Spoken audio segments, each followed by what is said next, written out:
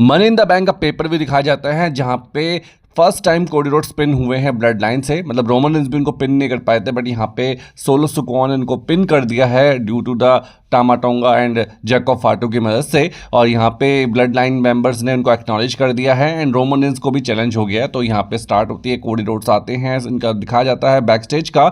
और यहाँ पे DIY का दोबारा से टैग टीम मैच है, मतलब रीमैच ले रहे हैं यहाँ पे ए डाउनटाउन। और यहाँ पे अनाउंसमेंट होती है और यहाँ पे टिफ़ी आती है, क्योंकि आपको पता है यहाँ पे टिफ़ी जीत गई है कनाडा में मनी द बैंक। और टिफ़ी आते ही बोलते हैं कि भाई इट्स टिफ़ी टाइम, क्योंकि अब हमने पहले ही कहा था कि टिफ़ी टाइम आने वाला है। और टिफ़ी काफ़ी मतलब टिफ़ी टाइम को हम कह सकते हैं काफ़ी ज़्यादा एंटरटेनिंग है, और वो काफ़ी ज़्यादा बातें बताती हैं कि भाई मैं बहुत जल्द चैंपियन बन सकती हूँ। और वो चैलेंज करती हैं Bayley SmackDown champion, Liv Morgan Raw women's champion और रॉक्सन पेकोस NXT चैंपियन। वो बोलते हैं कि मैं तीनों में से किसी पे भी कैश इन कर सकती हूँ। तो टिफ़ी टाइम है और टिफ़ी इस चीज़ को अपने अकॉर्डिंग चलाएगी। अब सारा टाइम टिफ़ी टाइम में जाएगा। तो टिफ़ी टाइम को ज़्यादा हाईलाइट कर रही होती है, तभी यहाँ पे बेली आ जाती हैं, क्योंकि बेली का आने का मतलब नहीं होता। बेली कहती है कि ठीक है, जो मैं पहली बंदी हूँ तुझे कॉन्ग्रेचुलेट कर रही हूँ कि तू जीती है, पर यह है कि मैं तेरे को कहना चाहती हूँ कि जो तेरा मनी इन द बैंक है खाली जाने वाला है मेरे ऊपर, तो तू मेरे से उम्मीद तो मत रखिए। जिसमें टिफ़ी बोलती है ओ अच्छा, मैं क्या तुमसे जानती हूँ, मैं बड़ी कम एज में चैंपियन बनी थी। जिसमें बेली बोलती है कि मैं 2019 में ही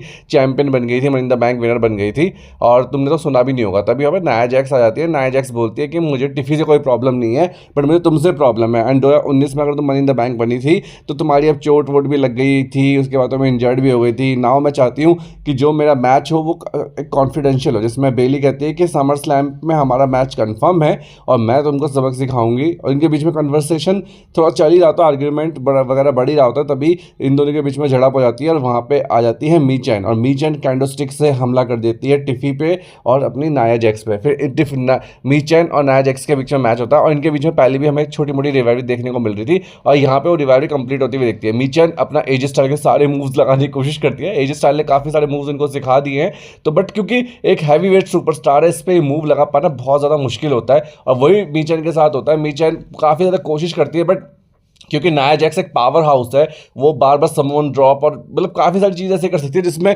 जो मी चैन नहीं कर पा रही होती। मी चैन का मूव्स वगैरह लग भी नहीं होते नाया जैक्स में ढंग से, बार बार वो मूव्स स्प्लिट हो रहे होते हैं। बट नाया जैक्स क्योंकि क्या कहते हैं, इस चीज़ को हुकअप करना है, तो इसलिए वो खा रही होती है मूव्स, हुकअप दे रही होती है। अदरवाइज उतना कुछ फर्क नहीं पड़ रहा होता मी चैन के साथ, क्योंकि नाया जैक्स पावर हाउस है।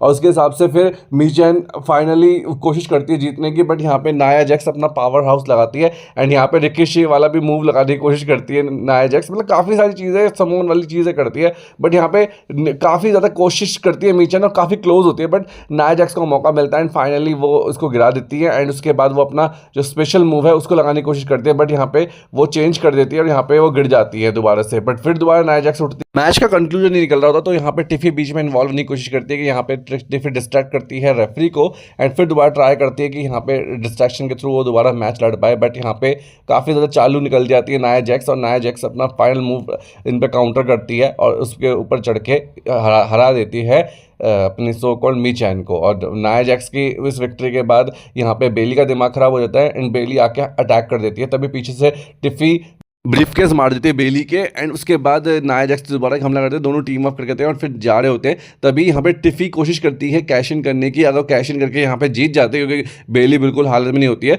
तो यहाँ पे सीधा मुकाबला नाया जैक्स से होता अपना समर स्लैम है। बट नाया जैक्स देखती है और उसके बाद वो फिर कहती है चलो चलो, इग्नोर करके आगे बढ़ जाती है। मतलब टिफ़ी आज ही